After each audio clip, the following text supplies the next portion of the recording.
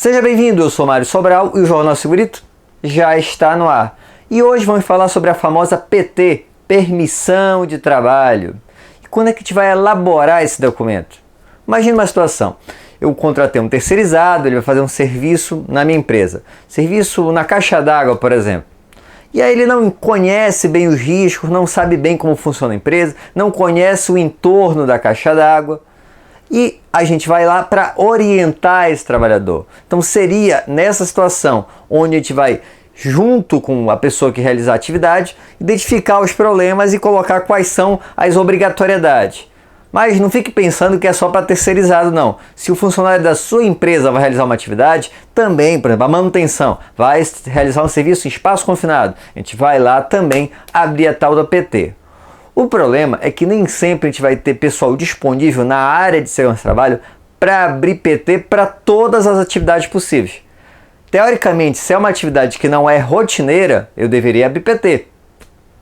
Porque se fosse rotineiro, eu posso estabelecer um procedimento, porque ele já faz aquilo com frequência, dar um treinamento e aí fazer só uma inspeção. Mas se ele não faz aquilo de forma rotineira, eu preciso abrir uma permissão de trabalho. Mas se eu não tenho pessoal suficiente, o que eu devo fazer? Eu devo saber quais são os itens críticos. Então, definir na minha empresa, olha, eu vou abrir PT nas situações de trabalho em altura, espaço confinado, serviço a quente. Não é que eu não possa abrir em outras situações, mas se eu não tenho pessoal suficiente, eu tenho que ter algum critério. E aí eu estou dizendo alguns critérios possíveis. E o que vai ter nessa PT? Primeiro, a descrição da atividade. Então, o que vai ser feito? Qual tipo de atividade vai ser feita? Lógico, antes eu vou colocar qual o setor, a data e tudo mais.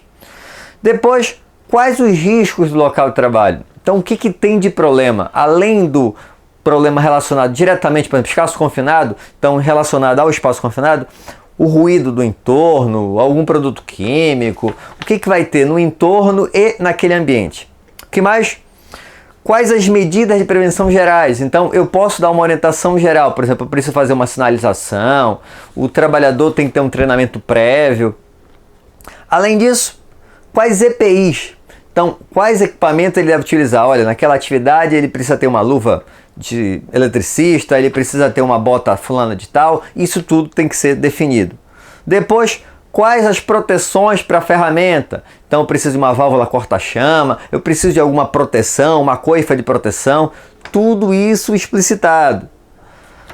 No final, as orientações do que vai ser feito ao concluir o serviço. Então eu vou, por exemplo, reposicionar o extintor, eu vou limpar a área, eu vou informar a segurança do trabalho. Por fim, a assinatura, eu assino, ou seja, a segurança do trabalho assina.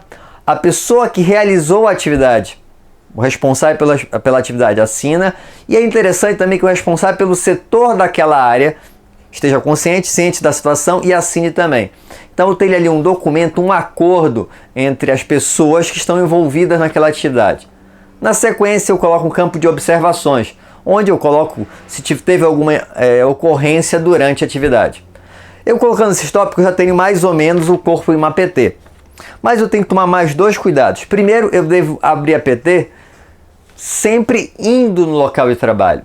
É comum acontecer o seguinte: vai ter uma atividade lá no fundo da fábrica. Eu já conheço. Onde é que vai ser feito? Lá no setor tal? Ok. Lá tem isso. Tá aqui, assina aqui. Isso não pode ser feito dessa forma. Por quê? Porque naquele dia pode ter um risco diferente naquela área. Você precisa obrigatoriamente ir no setor.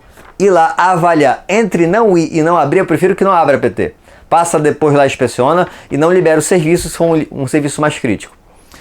E por fim, em relação à prorrogação da PT. Eu posso prorrogar? Imagina que eu tenho um serviço que vai ser realizado segunda e terça.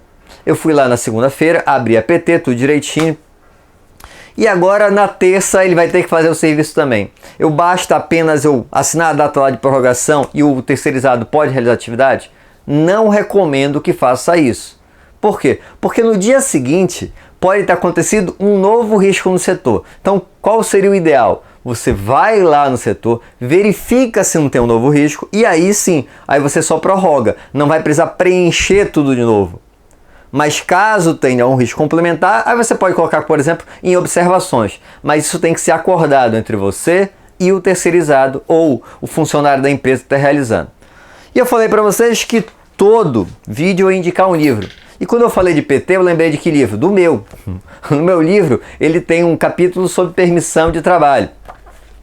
E eu sempre coloco uns textos complementares. E em relação a PT, o texto complementar que eu coloquei foi de informar o trabalhador quanto aos riscos. Quanto mais informação ele tem sobre o risco, melhor. Olha lá, no caso do trabalho em altura, várias situações podem ocorrer.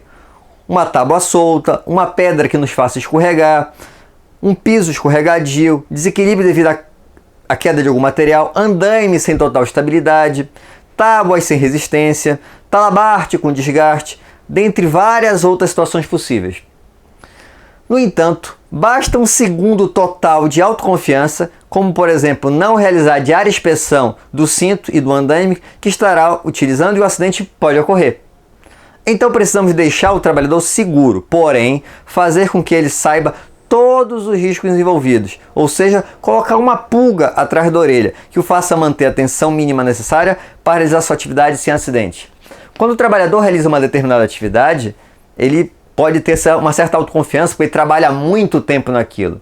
Na hora que eu faço a PT, identifico o risco e falo para ele, olha, aqui é esse problema, esse problema, esse problema, ele pode começar a ter um alerta maior ao realizar a sua atividade. Então a nossa função é essa, colocar essa pulguinha atrás da orelha dele para ele ficar alerta o tempo todo enquanto está realizando um determinado serviço. Espero que tenham gostado, se gostaram já sabe, né?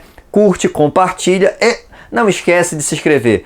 Toda semana eu faço um vídeo novo para você, então clica aí em inscrever-se e vez por outra, dá uma visitada lá no meu site www.jornalsegurito.com. Um abraço e até a próxima semana.